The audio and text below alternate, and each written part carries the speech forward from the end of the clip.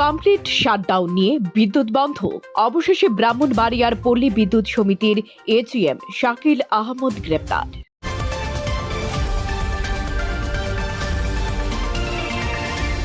মোহাম্মদ সৌরভ হোসেনের তথ্যচিত্রে বিস্তারিত। ব্রাহ্মণবাড়িয়ায় পল্লী বিদ্যুৎ সমিতির কার্যক্রম কমপ্লিট শাটডাউন নিয়ে ৮ ঘণ্টা বিদ্যুৎ বন্ধ রাখে সমিতির কর্মকর্তা ও কর্মচারীরা।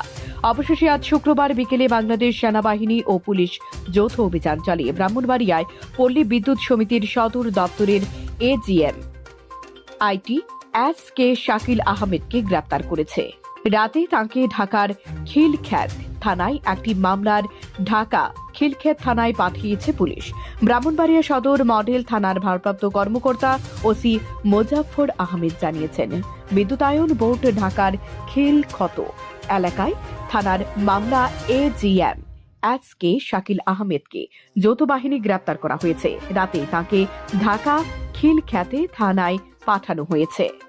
চলতি বছরের শুরু থেকে বিদ্যুতায়ন বোর্ড ও পল্লী বিদ্যুৎ সমিতির একীভূতকরণ সহ বিভিন্ন চাকুরি বিধি বাস্তবায়ন এবং সকল চুক্তিভিত্তিক ও অনিয়মিত কর্মচারীদের নিয়মিতকরণের 2 দফা দাবি আদায়ের লক্ষ্যে পল্লী বিদ্যুৎ সমিতির আন্দোলন করে আসছে।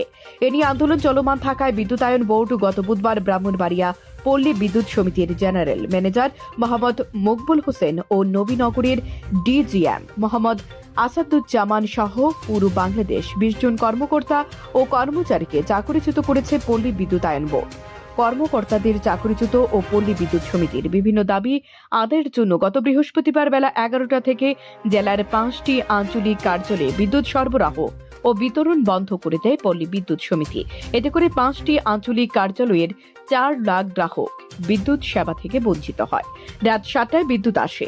বিদ্যুৎ না থাকায় কলকারখানা, ব্যবসা বাণিজ্য এবং যাবতীয় কার্যক্রম স্থগিত হয়ে পড়েছে। প্রচন্ড গরমের মধ্যে বাসা বাড়িতে বিদ্যুৎ না থাকায় ভোগান্তি পোহাতে হয়েছে। পল্লী বিদ্যুতায়ন বোর্ডের সাথে বিভিন্ন দাবি ও দাওয়া নিয়ে আন্দোলনের কারণে ঢাকায় মামলা হয়েছে।